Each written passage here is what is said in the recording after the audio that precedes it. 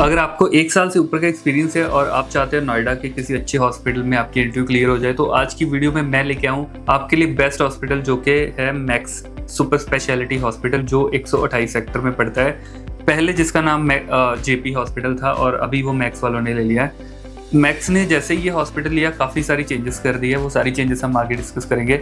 उनका question paper कैसा है, उनके इंटरव्यू के दौरान कैसे कैसे क्वेश्चंस आते हैं, उनकी सैलरी अभी क्या है, सारी चीज़ें हम डिस्कस करेंगे। ठीक है, तो वीडियो के साथ शुरू से एंड तक जरूर बने रहना और आपको मैं सारी चीज़ें A to Z बताऊंगा। सबसे पहले एड्रेस की बात करें तो सेक्टर 128 में पड़ता है और यहाँ पे जाने के लिए आप मंडे टू फ्राइडे किसी भी दिन जा सकते हो। यहाँ पे कोई स्पेसिफिक डे नहीं है, किसी दिन ही आपको लेते हैं। ठीक है, अभी यहाँ पे काफ़ी इन्होंने बेड इंक्रीज़ करे, ऑलरेडी 500 के आसपास बेड हैं और अभी ये और भी बेड इंक्रीज़ कर रहे हैं, मतलब 1200 तक और बेड इनको इंक्रीज़ करने हैं आगे फ्यूचर में।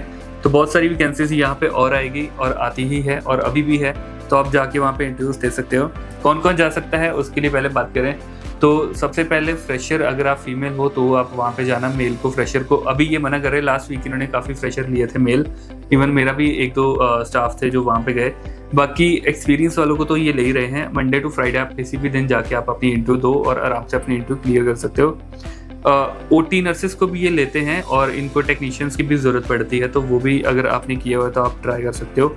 तो इंटरव्यू प्रोसेस इनका क्या है, आपको डायरेक्ट हॉस्पिटल में एंटर करना है। हॉस्पिटल में एंटर करते ही आपको बेसमेंट, जो अपर बेसमेंट है उसमें जाना है। ठीक है, तो वहाँ पे डायरेक्ट सामने एक गार्ड बैठा होता है, वो आपकी एंट्री करेगा। एंट्री करके आपको एक स्कैनर देगा स्कैन करने के लिए।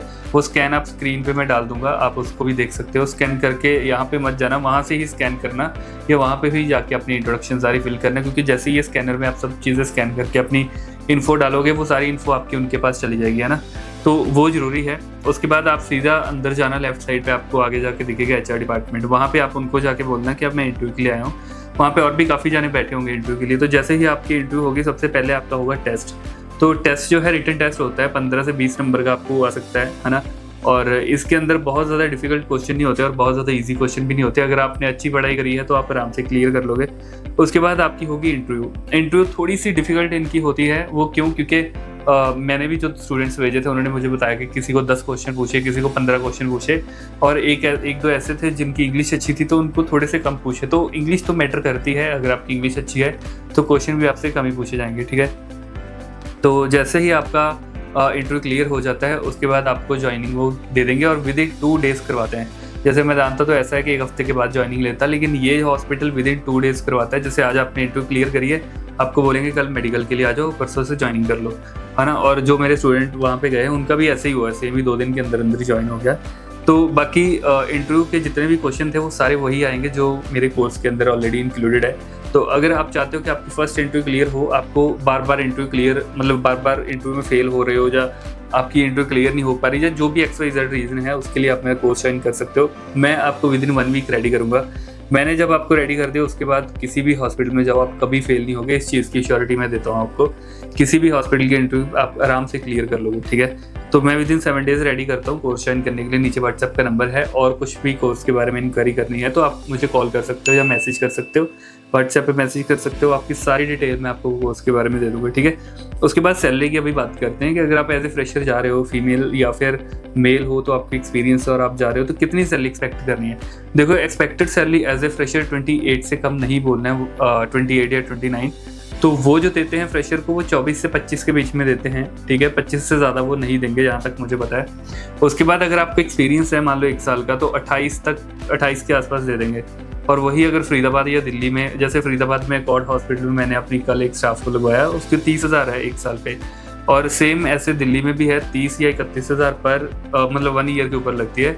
तो वो आप देख लेना कि आपको कहाँ पे जाना है। लेकिन मैक्स आपको 1 साल पे 29,000 से ज़्यादा नहीं देगा। हद 30 तक खींच के जाएंगे, लेकिन मेरे हिसाब से वो भी नहीं जाएंगे क्योंकि इनके पास बहुत सारी ऑप्शंस है, बहुत सारे स्टाफ इनके पास आते हैं, है ना।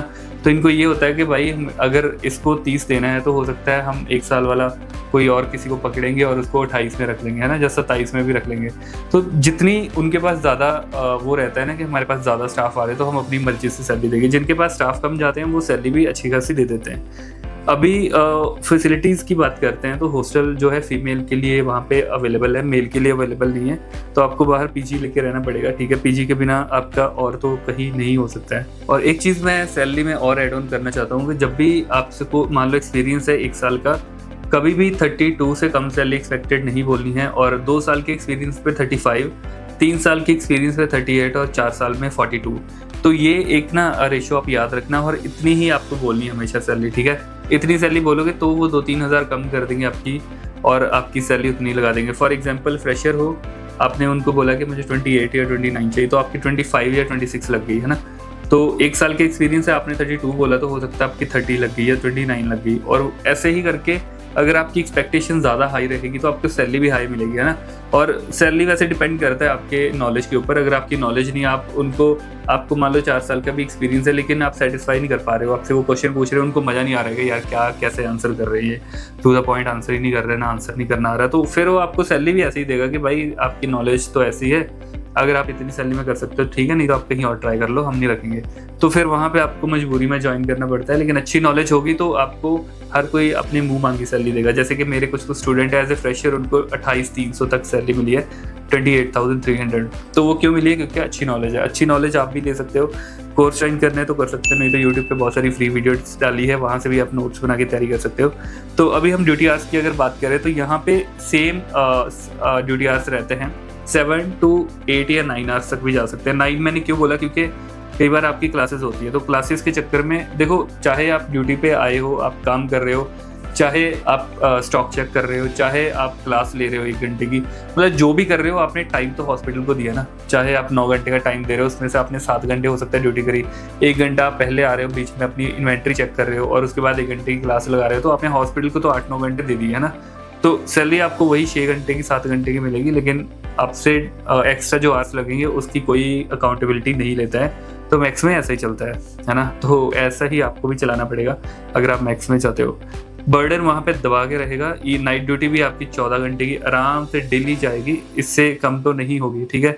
लेकिन ये अच्छा है कि रात को आपको खाना पीना वहाँ पे मिल जाता है। नाइट ड्यूटी में आपको चाय स्नैक्स 2 बार मिल जाता है, तो ये थोड़ा सा पॉजिटिव पॉइंट है वहाँ के लिए।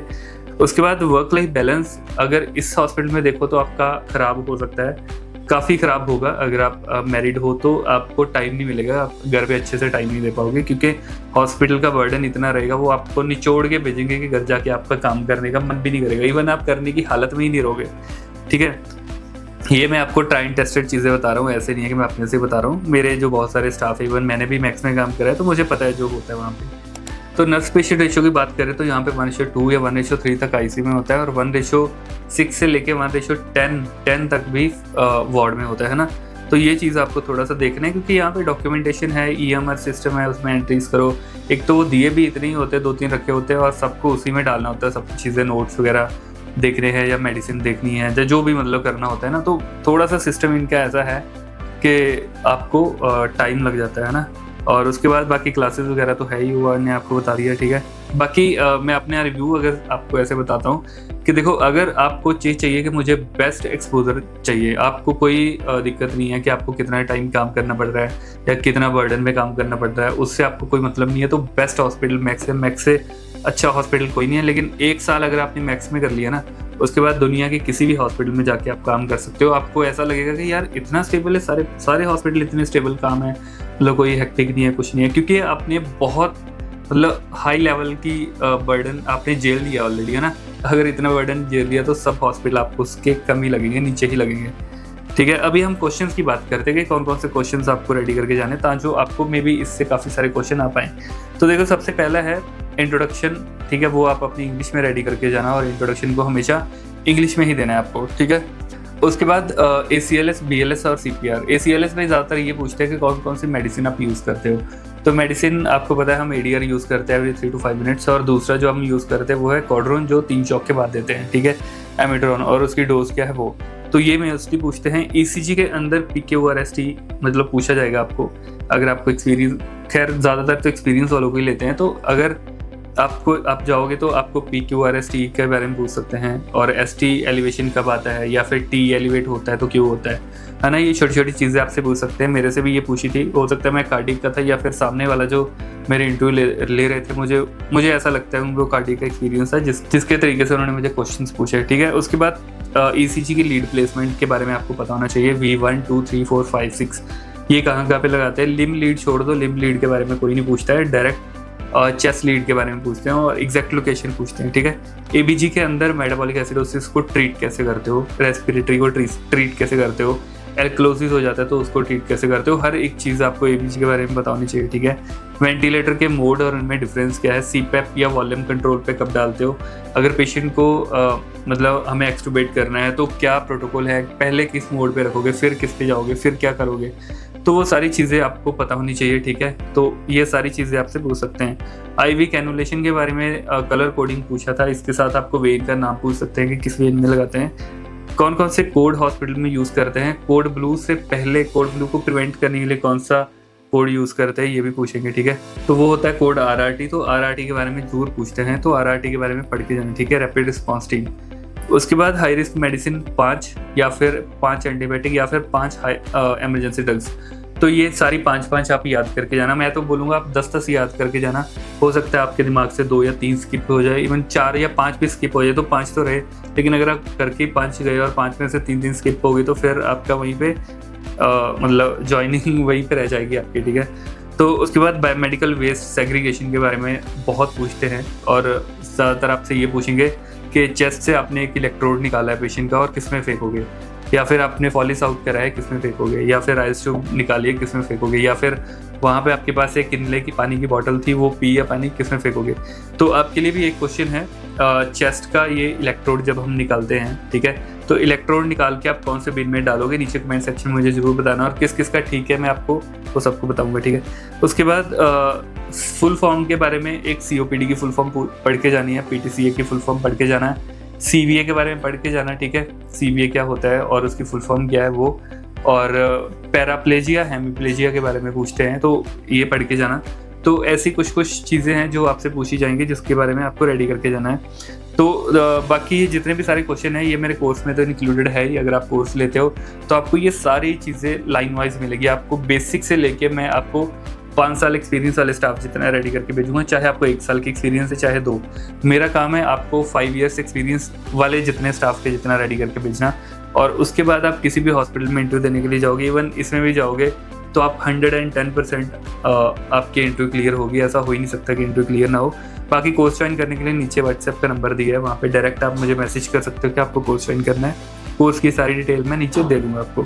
उसके बाद थ्रोम्बोसाइटोपिनिया के बारे में उन्होंने पूछा था, तो थ्रोम्बोसाइटोपिनिया आईसीयू के अंदर बहुत ही नॉर्मल सी कंडीशन है। गर्मियों में आपको पता है कि बहुत सारे स्टाफ बोल रहा हूँ, बहुत सारे पेशेंट हैं जिनको डेंगू हो जाता है ना, तो डेंगू वाले जितने भी पेशेंट्स हमारे पास आते हैं उन सबको थ्रोम्बोसाइटोपिनिया होता है, प्लेटलेट उनके कम होते हैं, उस टाइम पे क्या करना है, कैसे ठीक करना है, वो सारी चीज़ें। गायनी के बारे में 2 क्वेश्चन मुझे आए थे, एक तो प्री इक्लेम्पशिया और इक्लेम्पशिया के बारे में पूछा था, तो वो दोनों के बारे में आपको अच्छे से पढ़ के जाना है। और नेक्स्ट एक क्वेश्चन उन्होंने मुझे पूछा था वो था अब्रप्शियो प्लेसेंटा, तो प्लेसेंटा के बारे में भी आपको अब्रप्शियो प्लेसेंटा पूछ सकते हैं या प्लेसेंटा प्रीविया पूछ सकते हैं, तो इसके बारे में भी आपको पढ़ के जाना है। तो ये सारे क्वेश्चन थे जो मुझे आए थे इंटरव्यू के दौरान, और आपको भी मे बी इनमें से काफ़ी सारे क्वेश्चन आ सकते हैं। तो आज की वीडियो में बस यही था, आई होप कि आपको काफ़ी सारे क्वेश्चन इसमें से जरूर मिलेंगे। बाकी वीडियो अच्छी लगे तो वीडियो को लाइक और चैनल को सब्सक्राइब जरूर करना, क्योंकि आगे बहुत सारी वीडियोज़ मैं हॉस्पिटल के इंटरव्यूज़ के लिए लेके आता रहूँगा। तो हम मिलते हैं नेक्स्ट वीडियो में, तब तक के लिए बाय बाय।